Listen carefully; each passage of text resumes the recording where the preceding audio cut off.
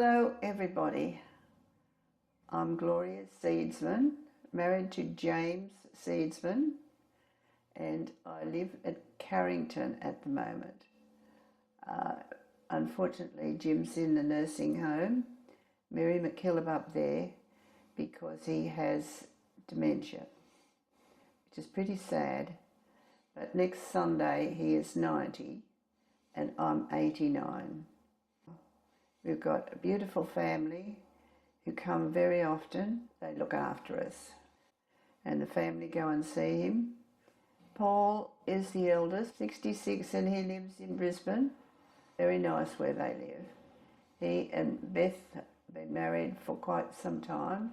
Sean's about 25, could be 26 this November. And Amy is 23, 24. And she goes to University, Sydney. I do believe she's just finished. She's going to be a lawyer. Well, she is a lawyer. Nicholas travels overseas a lot. James has married to Beck, and they have a little boy. He's just one, and they adore him. David lives in Camden, not far from us, comes regularly, and is very handy at times to do things for us. And he had two boys, Jared and Daniel, and stepdaughter Kiara. And the saddest thing, Kiara and Daniel have passed away. Jared is currently living in Queensland, and he's only been there a few months, and he absolutely loves it. He works on the wharves. Our Louise, unfortunately, Louise has developed Parkinson's, but she's doing very well. She only has it mild. She has medication for it. But Louise has Joshua, her eldest, from her first marriage, and she has two granddaughters from Joshua, and the two girls about 14 and 11. They live in Brisbane. I need to go and see them when I go up there. Louise, married to Bob, and they have two boys, Scott and Mark. Mark has done very well. He's bought a house and he has tenants in it. Scott is getting married to Carnegie. Lovely couple together they are. They live not far from Louise. Louise is living at Heathcote. Karen's married to John Hexton, and she has three children, Christopher, Thomas and Claire. And they're lovely children. Denise lives in Brisbane, a place called Wellington Point. Very nice. Her partner Richard is from New Zealand. They get on extremely well, lovely together. Denise has two girls, Jessica and Kate. They have given us two great grandchildren, two girls who they adore. Kate's little girl's 2.5, the other one's just 2. And they're lovely children. Now Andy, our gorgeous child. Everyone reckons he was spoilt, but the kids loved him when he was baby, looked after him. He's doing nursing and is running a day care operations at a hospital at Granville. He's doing very well. Married to Frida. Frida is a very kind, lovely lady, and they have 4 children, and Eden is the eldest. He's 16, 6'5". Lily is just about to turn 15, and the twins are 13. All lovely children, very well mannered. I was born in Brisbane. My mother was born in Victoria, and so was my father, born in country Victoria. Somehow, unfortunately, we never found out how they met, but they met in Victoria. And my mother lived at Port Melbourne, and I know at one stage through history and talking to somebody that he lived in Melbourne for a while, so that's how they met. And unfortunately, we do not know. I'm very sorry that I never asked my mother how you met. And then eventually, my father's sister had hotels, and I know my father went to work at Kundruk, and then we know that Mum was there too.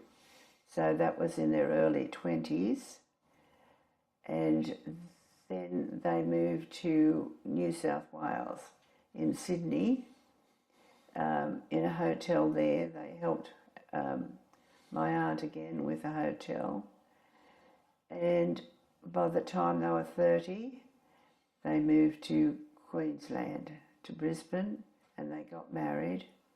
She had to become a Catholic. That might have been the hold-up, and I was born in Brisbane, and my sister Val was born in Brisbane as well. And we had a nice life up there, a lovely life. I remember we played on the road, and I think my aunt must have, after the war, my aunt asked my father and mother to come back to Sydney and live in Sydney, which we did. By the time we moved to Rosebery, I was in 6th class, and we went to the convent, which was a very short distance walk, and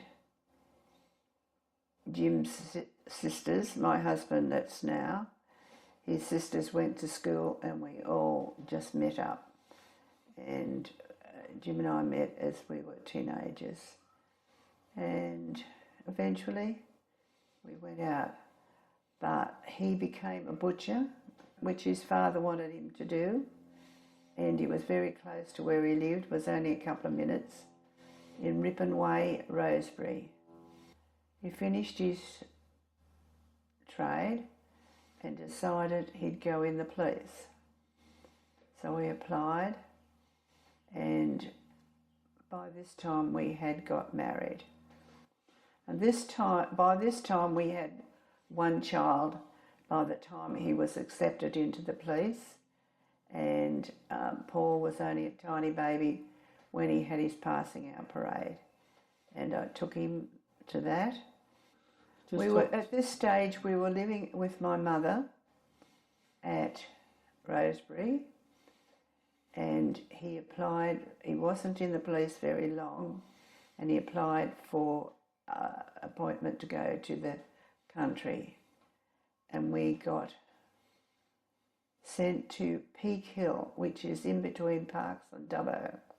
When we went up, the police had found us this great big garage, which we moved into till we found a rented house, and we lived there for 3 years. I remember being a bit homesick the first time I'd moved away from anybody, and after 3 years he applied for another move, and we went back to Sydney, back to my poor mother again, putting up with us. David was born before we left Peak Hill. I came to Sydney to have him. Then when he was nearly 2, we moved back to Sydney and stayed with my mum. And then I was having Louise. We knew we shouldn't be living with my mum all the time. So we applied again, and he got a one-man police station at Somerton, which is in between Tamworth and Gunnedah. And we do like country, we really do. And I had Louise by this, so I was moving along having children, but they were all adorable. I love them all. While we were in Somerton, I had Karen. I was having her when we went. And then a while later, Denise was born 20 months later. They were both born at Tamworth Base Hospital. And we were there quite a few years. When we were sent to Somerton, we arrived. The police always pay for your removal. And when we got there, the place was disgusting. The dirtiest I've ever seen anything in my life. There were blowflies, dead blowflies, all over the window sill. Dirt in the pantry. I had to get the broom and dustpan before you could use it. It was terrible. And it needed painting and everything. So eventually Jim resigned because he said he couldn't possibly live here. So eventually we were sent back to Tamworth, and the boss in Tamworth said he would come out and have a look. By then I had cleaned it up, but they decided they'd paint it, put new tank stands in, the toilet inside for us, which was an old terrible toilet outside, and they painted it right through. It was very nice, and we lived there for a few years. The boys went to Somerton Public School, and Louise and the three girls were at home. Denise was only a baby. She was 1 when we left, and we were going to Taree by this time, and David had a lot of asthma. He wasn't very well at all. And well, you would have thought that the country air would have been good for him. But we went to Taree, and he wasn't very well at all. We had a couple of trips to the hospital there, rushed him to the hospital. But nowadays, he'd be a lot better. So we went to Taree, and we only had a few years there. And Jim was in uniform and went to work round about all the places round Taree. Then he wanted to work in the stock squad. He heard about the stock squad. And that is chasing the stolen cattle, sheep, whatever. Applied. We went to Inverell, and we stayed there for over 6 years. I enjoyed that immensely. It was a very nice country, a big country town. And eventually we bought a house there. But before that, the police found a little house for us. It was the smallest, with 5 children. We went to this little house with 1 bedroom. I had to put the TV in the kitchen, and that's where they watched the TV. Use the lounge room as a bedroom. We weren't there very long, and we bought a house on the outskirts of Inverell. Lovely country for the boys and girls. And the boys went to school, did Arcell College in the same street where we lived, and the girls went to the convent, which was at Ross Hill on the other side of Inverell. But they enjoyed it. We lived very well up there. And then was time for Jim to get promoted, and we decided to come back to Sydney. So the police rented us a house at Campbelltown. Right in the middle of Campbelltown. We could only stay there for a little while. We bought a house at Bradbury, then to East Campbelltown. Some mistakes must have been made. It was a house.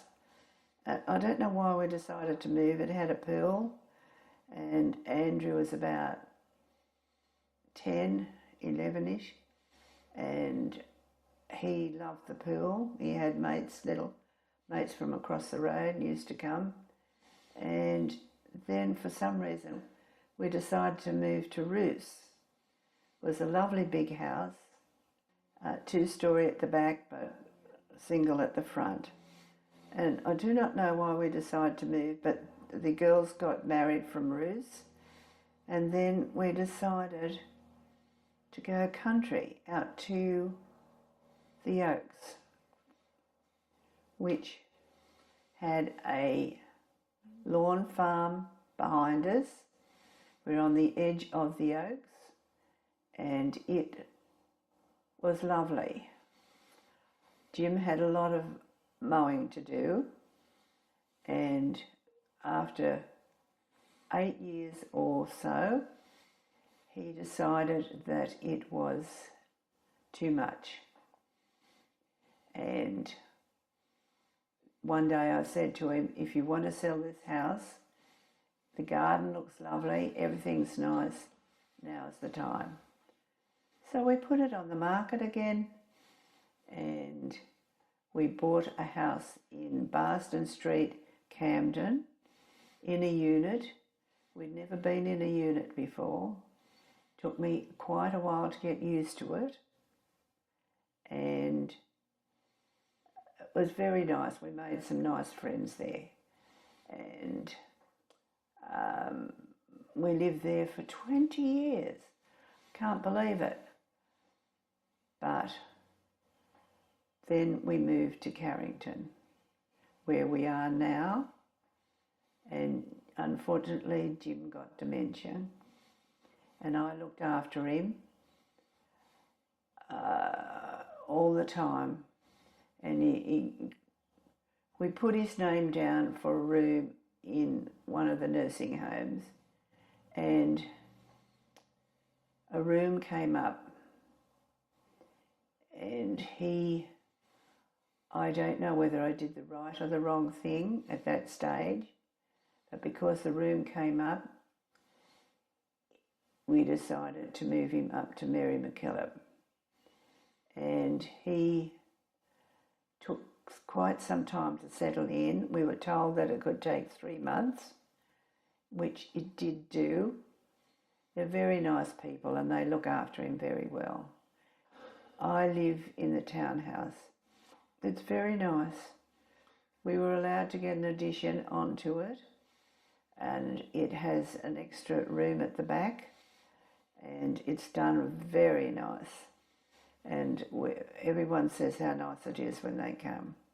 And Denise and Richard and whoever comes to stay sleep out the back in the bedroom. And I've got the computer out there, ironing board. It just fits very well. So I keep myself busy. I've got things to keep me busy. I don't watch a lot of TV. I've started to read books now, which I like. I didn't before because Jim had the races on all day, every day, and I couldn't concentrate on reading, but I am now. The girls bring me books. My health is very good, except I've slowed down, the body's slowed down a bit, unfortunately, but I've just started going to the gym, and she's given me some exercises to strengthen my back and legs so I can get going. I drive very well. I don't drive a long distance now. I drive down to the shops and just 10 minutes to the shop, to Coles, go to the chemist. My mother was a quiet person. She was clean. She used to, when she passed away, she was 87. Her mind was as smart as could be. As long as mine stays the same, I'll be very pleased.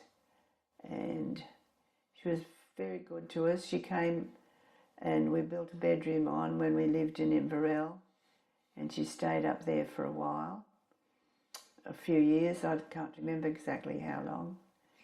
And then she went back to Sydney and bought a unit at Cardinal Gilroy Village at Marylands. And then she stayed there till she couldn't manage any longer, and I got her to come and live with us at Roos, because we had a big house at Roos, and she enjoyed that with the children. Wasn't much extra for me to do. I had to shower her and cook her meals. Well, that wasn't very hard, because I just had to put a little bit extra in when we were eating. And eventually it got a bit much, and she couldn't walk very well. We used to have to carry her on a chair. So the time was for Valerie and I to talk about whether she went to a nursing home, and which she did at Strathfield, which wasn't very far from Valerie. That's where we got her in, and she passed away there, which was very sad. But my father, he was born in a place called Wichitella in Victoria, near Charlton, and they went to school from there.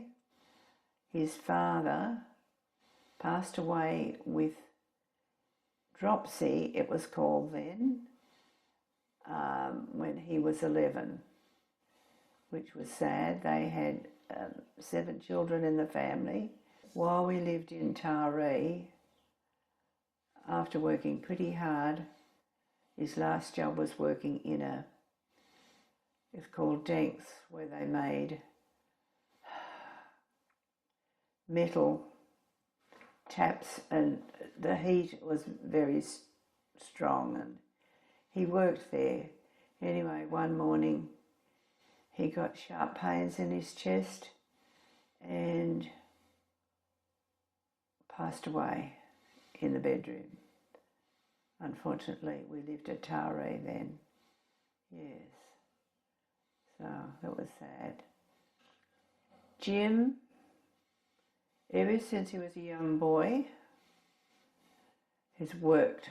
He worked delivering groceries on his bicycle, had a box on the handlebars, and he used to deliver groceries. Then he worked selling newspapers, and then he worked in the cake shop, which he was put off because he and Greg Watkins were messing around with dough, throwing it around, so he was put off. He's always worked. The milk run at night, he used to get up early hours of the morning and go on the milk run with Bernie Bloomfield across the road. He used to come and wake him up. He had string on his toe, and Bernie used to pull the string to wake him up, and they delivered the milk, and so he's always worked. So then his father wanted him to be tried to be the butcher. He didn't start at Rosebery, he started at Redfern and used to ride his bike to Redfern. Then the job came up at Rosebery for him to be an apprentice, which he did. He did 5 years there, and then decided to go in the police force. He was in the police force for 20 odd years, and he loved it. But then Bob Ingham, he had been speaking to Bob Ingham, got to know Bob Ingham through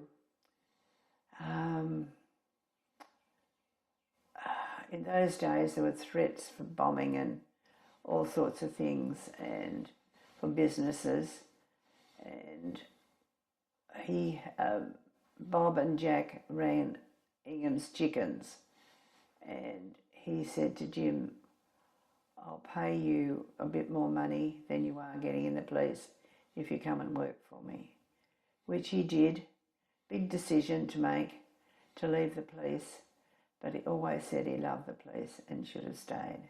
He did very well in the police. He did worked for He went into plain clothes for a lot of the time. Then he went and worked on special cases, and he travelled to Hong Kong and then America, was over there for a while, and he did very well. And he was, in the end, he was in charge of detectives at Campbelltown.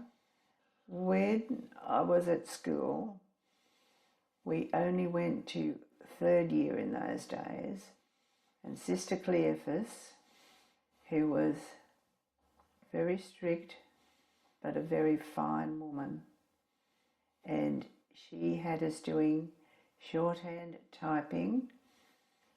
I can't remember about bookkeeping, but she, when we were finishing, we had to go for exams and everything. She did it right. Businesses knew of her girls, and they would ring up and ask for a secretary.